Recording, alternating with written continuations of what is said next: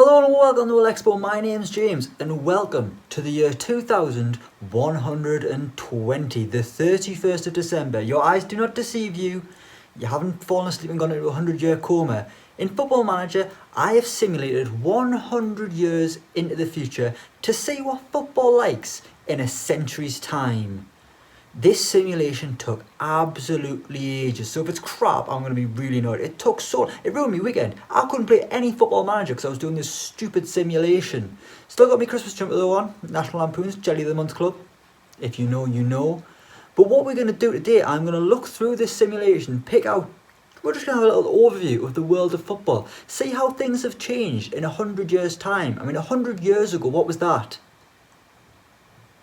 1920, sorry. 100 years ago, the year 1920. I mean, what did football look like then? I mean, wasn't much to it, was it? They were paid out, they had a war coming. Who knows what the world will look like in 100 years' time, but let's go straight to English football, the English Premier League, and on the 31st of December 2120, it is Tottenham leading the way in the Premier League, and the holders are Man City.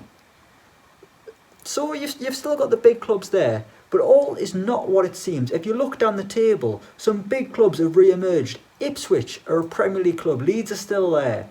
Bournemouth have made it back in 100 years' time. But if you look at the relegation zone, AFC Wimbledon, a former legend of English football, a fallen giant, a club who fell on hard times, had to build their way back up. They're a Premier League club, and they have been since 2111. They've never really kicked on, but they're there. They were in the Premier League before then. They were in the Premier League back in the 2101s. Beautiful stuff. Also joined there by Luton Town in the Premier League. They've yo-yoed. Christ. They yo-yoed. Then they went all the way down, back-to-back relegation to League One. And now they're back in the Premier League. But what we're going to do, I mean, look at the competition ratings here. The Premier League isn't even the top league in world football. It's down to fourth. France. In 100 years' time, the French league is going to be the most reputable league in world football. And I've literally got no idea why. Because if you look at the winners, it's boring as sin. PSG. Whoa! Bit of a difference here. Lyon won it in 2009. Christ. Lyon won it in 2096. Marseille won it the year later in 2097. Marseille won it in 2090. Monaco 2083. Monaco 2077. God, but it's been absolute dominance by Paris Saint-Germain. 2020, 2021 is where that simulation started. And it's just PSG. I mean, they must have won 90 out of 100 titles.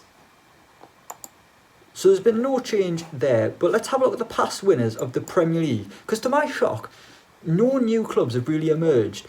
It's been the top six who've been winning it. Man City have just won it there in 2120.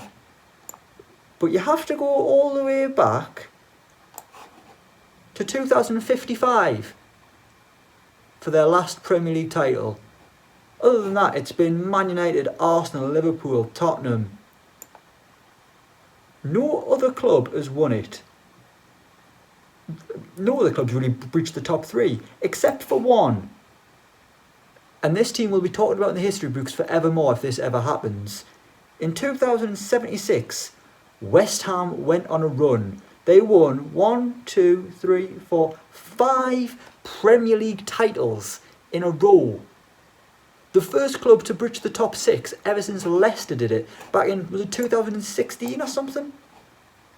Yeah, 2016. Since then, it's been the usual top six. I mean, Tottenham don't ever win the Premier League, but they have in this simulation. But West Ham, the first club to breach it, that's quite boring actually. If 100 years' time, there's nothing new at the top. You haven't got someone like a Southampton or a West Brom winning it. Just the same old. I mean, it's been Man United and Liverpool dominant. It's like the 80s and 90s all over again. Man United there, some obscene runs.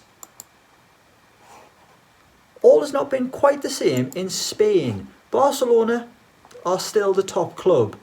Real Madrid though, there's a new team in town in Spain. Have a look at the past winners. I mean, mainly been Barcelona. Yeah, Barcelona have won a lot. Barcelona have won every title since 2019, so they've won 30 in a row. So that's good. But before then, Mallorca. Real Mallorca. Second top team in Spain. You've also had Atleti won a couple. Real Madrid won some. But the most interesting one, Malaga. Malaga have done it. Cadiz. Cadiz, not sure. Apologies to all the Spanish viewers out there. I'm sure there's many of you. Cadiz have been winning La Ligas. 2054. And I'm sure they won a few before then. So this is the start of the simulation. And it was 2032 when the Real Madrid and Barcelona dominance ended. Bilbao winning it in 32. And then Cadiz in 2040. 2041 Cadiz won it. Then Mallorca. Then Cadiz. Then Mallorca again. There was a run of 7 years in which neither Barcelona or Real Madrid won it. But Real Madrid, I mean, the last time Real Madrid won a league title in Spain was 2079. Imagine in 100 years' time, Real Madrid aren't one of the biggest clubs in world football. Right now, anyone would sign for Real Madrid. But not anymore. What about Italy? What's going on there? They're still the second top division. And there's 3 teams been battling for the title. It's mainly been Inter Milan and Juventus, or Zebra as they're called, because I haven't changed it. AC Milan won a few. Napoli. Your 4 biggest teams in Spain. Roma won a couple. Is there any shocks? No, it's just your usual candidates. But at least it's not Juventus winning it every year. Inter Milan are the new team, or not the new team on the block, they're back. Inter Milan, big team then. The Bundesliga, though, is an interesting one. No longer are Bayern Munich the dominant force. They're not winning it every year. And it's not even Borussia Dortmund who've been challenging them. It's been Bochum. Bochum. It smells like Botchamania. I mean, look at that. Bayern Munich last won it in 21-13. Since then, Bochum have won 8 on the trot there? Or 7, might be 7 there. Hanover have been up there. The tide has turned in German football. Bayern Munich are probably the underdogs now. They're probably the team everyone wants to win. They're sick of Bochum domination. Have there been any other winners other than Hanover and Bochum, and obviously and Bayern? Borussia Dortmund haven't been there. There's been no Leipzig. Werder Bremen won one in 2042. There was a brief spell of Dortmund domination. Obviously the simulation started with Bayern just pissing it up until 2030. And that is where Borussia Dortmund arrived. They had 5 titles in a row. But now, just quite an ordinary team. I haven't got the German league added, I can just look at it. So it's all been changed in Germany. No longer Bayern Munich the dominant force. So Germany's quite interesting. The Italian league's very competitive. And the Spanish division's just mad. For all that Barcelona have won it the past 30 years, Cadiz won it, get over it. I don't understand how the French league can be the top league in world football. But what about the Champions League? The last Champions League was won by PSG. Christ, these are some mad winners. Look at the draw for the first knockout round here. You've got Fenerbahce versus Juventus, Dinamo Zagreb against Porto, Rapid Vienna against PSG, Ajax versus Lyon, Universitatea Craiova versus Inter. A Romanian side, a rich Romanian side, one of the most reputable clubs in the world, managed by John Franklin, whoever he is, some English bloke. He has guided this club into the first knockout round of the Champions League. Man City against Monaco, Celtic against Barcelona, and Marseille against Dinamo Kiev. Let's quickly, before we look at this, we'll quickly look at Celtic, because I want to have a look at Celtic, massively rich. One of the biggest clubs in the world yet again. But let's have a look at the Scottish Premiership. It's Rangers who've won it. And nothing's changed in Scotland. It's just Celtic and Rangers tossing and turning. Except for one year where Celtic came third. 2072. There was also a brief run where Rangers dropped off. Livingston, Hearts, Dundee were up there. But every league title has been won by either Celtic or Rangers. The first Rangers win being in 2022. 2022, yeah. God, these years, there's too many numbers going on here. Thank God I'll be dead by 2120. What a morbid thought. So Celtic did win this year. They won 10 in a row, and then it was ended. And then they've just been chopping and changing, really. Pretty much every other year, Celtic had a run of 5 titles there. But Rangers are back. Rangers, even bigger than Celtic, a 5-star reputation club. But we'll go back to the Champions League, and let's look at these past winners. The last time an English club won the Champions League was Man United in 2102. Look at them. Rapid Vienna are one of the top clubs in European football. Their stadium's got a capacity, hasn't even got 30,000 in it. And they have won, let's have a look, European Cups.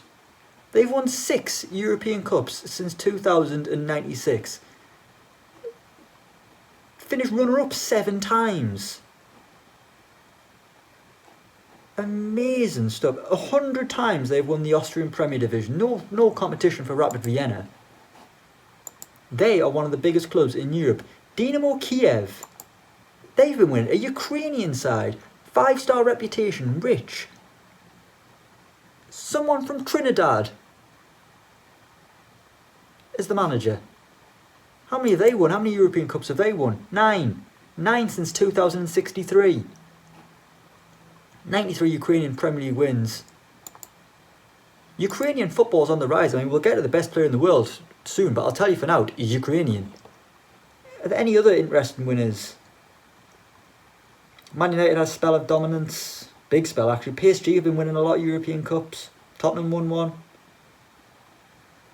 Even Arsenal won. There's a lot of... Christ, there was a... Between 2048 and 2062, it was always an English club winning it. That's pretty shocking in itself. Bilbao won it in 2032. That was a good year. They won the... I'm sure they won the Spanish title then. But in the recent history of the competition, it's been Rapid Vienna, PSG, Juventus and Dynamo Kiev dominating things. Porto got one at the Alex Ferguson Arena in Manchester. They'll come to stadiums soon as well. So the Champions League has been totally turned on its head. What about the Europa? Maccabi Tel Aviv, an Israeli side. Again, massively impressive. Celtic have been winning it. That formerly Romanian team, that name I don't want to try and pronounce. Barcelona got some European glory. West Ham won it. Young Boys, Shakhtar, well Shakhtar's not a shock actually, but Young Boys is, a Swiss side, beating Man City. European football has been turned on its head. Some new forces come 2120. 2020, we'll be 6 foot under by then. I would be 126. If I'm alive at 126, dear me. Who's this? Ferivar. A Hungarian side won it. Another massively reputable club. All has changed in European football. But what about the international stage? Guess who won a World Cup first? England or Scotland? It was Scotland. Scotland won a World Cup first. Goodness knows how. Christ, tight much? The holders are Mexico, who won it in 2018. But look at that. A run never seen... No one's ever done this before in international football. England have won 1, 2, 3, 4, 5, 6, 7, 8 World Cups in a row until Mexico won it, where they beat Wales in the final. The 2094 World Cup final, England versus Scotland. That must have been an incredible game. England have been excellent in World Cups. The first one they won was 2054, where they beat reigning champions Scotland. Yes, in 2050, Scotland won the World Cup. Just look at the scenes the other week, or the other month, whatever it was, when they qualified for next year's Euros. Imagine the parties in Glasgow, Edinburgh, Aberdeen, other places in Scotland that I can't remember. Fife. Other places in Scotland. Imagine the parties. Scotland winning a World Cup.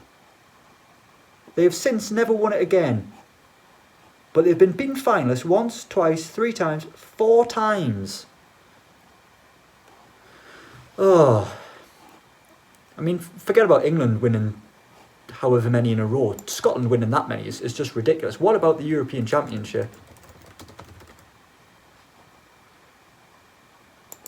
England, the holders there as well. The Euros, Scotland would have won 2. 2056 and 2068. I can't believe how good England are suddenly at football. We want ourselves silly because we got to a World Cup we fluked a World Cup semi-final where we played Denmark, Colombia, and it wasn't Denmark, was it? It was Sweden, Colombia. It was the other one we beat. That might not have been it. We had an alright group. We were so over the top just getting to the semi-final where we got beat by Croatia. We're the best team in the world. If you look at the world rankings, if I can find them. Go to the world rankings here. England are the best team in the world. Wow. England, the best in the world. I just don't understand it. Scotland down in 14th.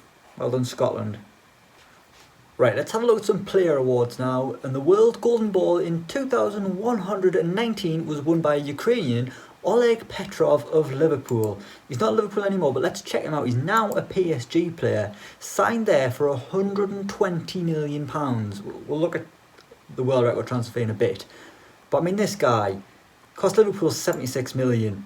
Porto paid 82 million for him. PSG paid £54 million for him. His combined fee is £332 million.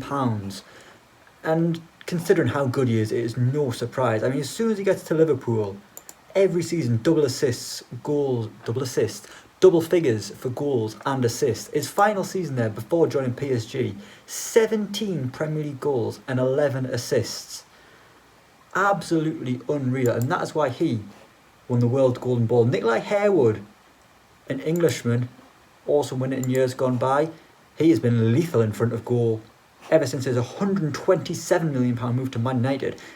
Previously at West Ham, came through their academy, and Celtic paid 84 million. Imagine Celtic paying £84 million for a player. You'd probably buy the whole club for that right now, I imagine. Probably not. But at Man United, so many times hitting more than 20 Premier League goals. Probably an England legend as well. 158 caps, 136 goals. Won many a World Cup with his country. Let's have a look at some other awards. World Footballer of the Year. Oleg Petrov again. He's won it 3 times. Vladimir Kukin, another Liverpool player. A youngster. Vladimir Kukin. Not very English, but whatever. It's not really my place to say, I guess. But £89 million he cost from Tottenham. A goal machine and a creator. Another bright spark of English football. World Player of the Year, Oleg Petrov again. World Team of the Year. Let's have a look at the most recent World Team of the Year. And it's mainly Man United and Liverpool players. Although there's an Everton man in there. Robert Griffith, who's retired. That is fantastic hair. Look at him. His hair's so big it doesn't even fit on the picture. But a Leeds legend.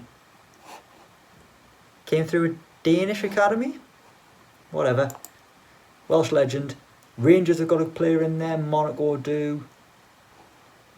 But the best player, Nikolai Harewood and Oleg Petrov. And then Vladimir Kumin.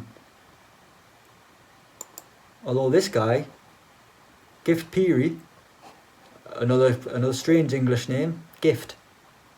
He brings the gifts of goals, I'll tell you that. Genius. Absolutely genius. So at the minute, those are the top players in the world. As we mentioned, Oleg Petrov has brought in some massive transfer fees, but he is not the world record. The world record transfer fee has been broken. It is no longer Neymar. It came in the year, I'm going to have to check my notes for this, it came in the year 2058. We'll go straight to it there. It was a deal, I believe, to Manchester United from Tottenham. Ali Al-Baba, £260 million for a Danish, what even was he? For a Danish footballer. Doesn't even say what he was. But he was Danish and he played 323 times for Man United. Retired at the age of 38, spending his career in the UAE. Beautiful. But there's been other massive transfers. There's been a couple others that surpassed the £200 million mark. We had this in 2064. Igor Kolesnikov. Is that not a gun? Kalashnikov?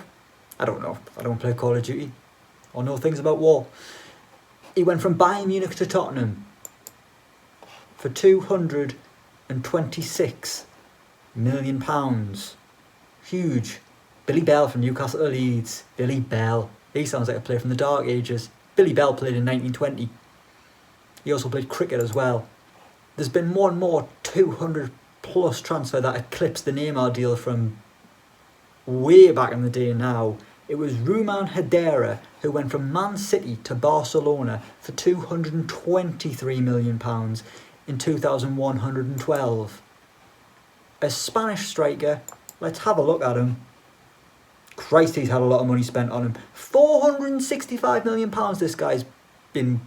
Oh, wow, I don't even know what to say there.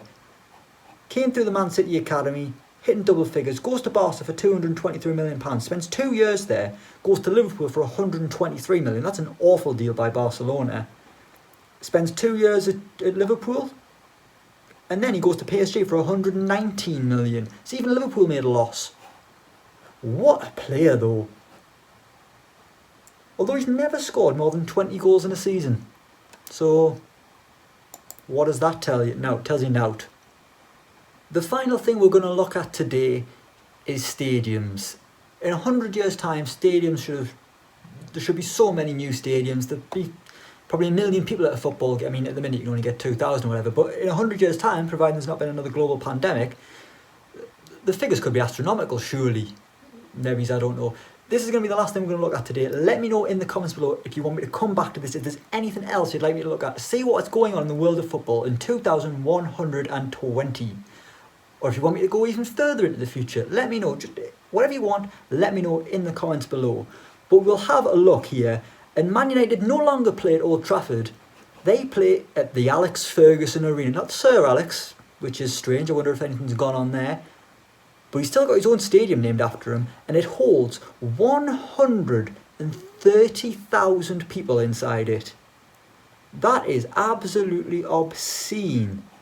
Second biggest after that is the Tottenham Hotspur Stadium, which now holds 92,000.